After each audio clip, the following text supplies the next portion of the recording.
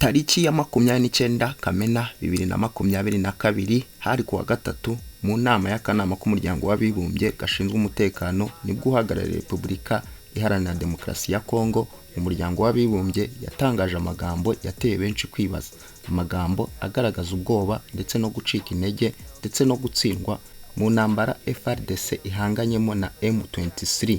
M23 ikomeje kwigarura uduce twinshi, nibyo tugiye kugarukaho ku buryo burambuye mu magambo Bintu Keita yatangaje. Twarabiyemeje, twarabihaye, kandi koko ntabwo tuzigera tubatenguha n'umunsi n'umwe. Kora subscribe kugira ngo utazajya ucikwa n'ibyiza byinshi tugenda tukugezaho. Dukomeza kandi dushimira uburyo mukomeje kutwereka urukundo mureba ibiganiro byacu tugenda tubagezaho. Repubulika Iharanira Demokarasi ya Congo yemeye ko umutwe wa M23 ufite intwaro zikomeye kurusha izingabo zayo FARDC ku buryo byazamuye impungenge ku iherezo ry'imirwano ikomeje gushyamiranya impande zombi mu bice bya Rucuru. Ni ijambo intumwa ya Repubulika Iharanira Demokarasi ya Congo yavugiye mu nama y'akanama k'umuryango w'abibumbye gashinzwe umutekano yagarukaga ku bibazo by'umutekano byo mu burasirazuba bw'icyo gihugu. Yari yatumuyemo abahagarariye Repubulika Iharanira Demokarasi ya Congo, u Rwanda, u Burundi, intumwa y'ingabo z'umuryango w'abibumbye muri Repubulika Iharanira Demokarasi ya Congo MONUSCO, Bintu Keita na Julien Rusenge uyobora umuryango witwa Female Solidarity for Integrated Peace and Development. Keita yavuze ko umutwe wa M23 wakomeje ibitero byinshi mu bice bya Rucu bimaze kugwamo nibura abasivili 23 barimo abana batandatu ndetse n'abaturage barenga 170 bamaze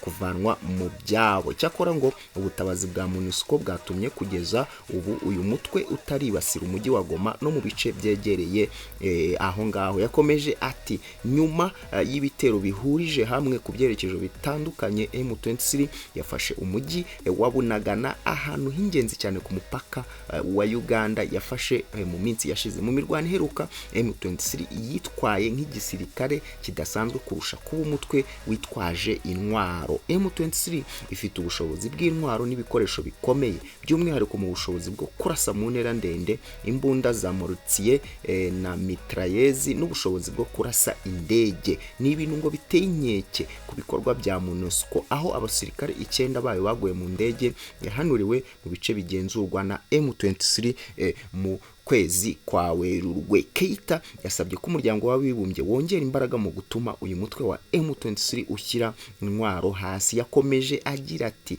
M23 nikomeza ibitero byayo biteguwe neza kuri FARDC na MONUSCO mu bushobozi buhari, ubu butumwa bushobora kwisanga buhanganye n'ikibazo kirenze ubushobozi bufite uyu munsi. Intumwa za Repubulika Iharanira Demokarasi ya Congo mu muryango w'abibumbye George Nzongora Taraja yavuze ko umutwe wa M23 umaze kugira ingufu nyinshi, ariko atumva impamvu ibihugu bitamagana u Rwanda kandi ari rwo ruwufasha. Nyamara uwo mutwe wari waratsinzwe na FARDC ifatanyije na brigade y'ingabo z'umuryango w'abibumbye mu mwaka wa 2013. Yagize ati M23 yagarutse inyuma y'imyaka 8 mu gushyingo 2021.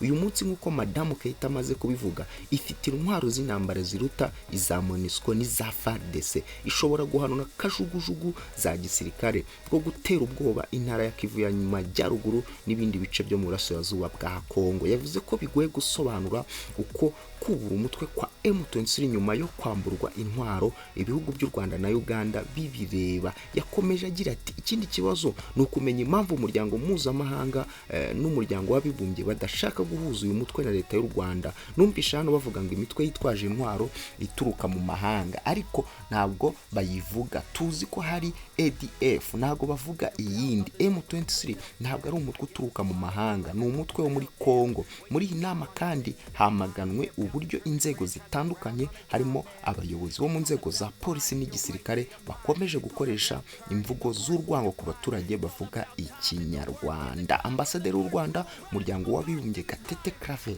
yahakanye ko u Rwanda rwaba rufasha M23, avuga ko bene ibyo birego bigomba kugenzurwa ndetse bigakorwaho iperereza ryigenga, ariko kugeza ubu Repubulika Iharanira Demokarasi ya Congo nta na kimwe yakoze. Mu gihe kandi M23 imajije guhahamura ingabo za Congo, ko M23 yatangaje ko yafashe ikibuga cy'indege ndetse n'ibitaro. Umutwe wa M23 ukomeje guhangana ndetse no guhahamura ingabo za FARDC, aho amakuru yemeza ko yafashe ikibuga cy'indege gito cya Rwankuba ndetse n'ibitaro bya Rwankuba, byombi biherereye muri groupement ya Bweza muri teritwari ya Rucuru yabaye Kimomo. Ibinyamakuru bitandukanye muri Repubulika Iharanira Demokarasi ya Congo birimo Radio Okapi ya Loni biremeza ko uyu mutwe wa M23 wafashe ikibuga cy'indege gito nyuma yo gukozanyaho na FARDC, gusa ngo nawo ugakurwa mu bice bimwe wagenzuraga. Ikinyamakuru Goma 24 News